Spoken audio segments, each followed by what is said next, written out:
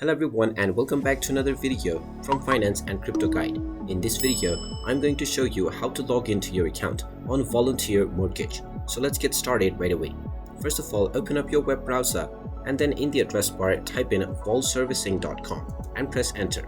You will now be taken into the official website for Volunteer Mortgage Loan. Now click on the login button at the top right corner and then click on continue to end up within the login portal. Now within the login section, you will simply need to enter your credentials. Just type in the email address that you have set up while creating your account within the first place in the email address box.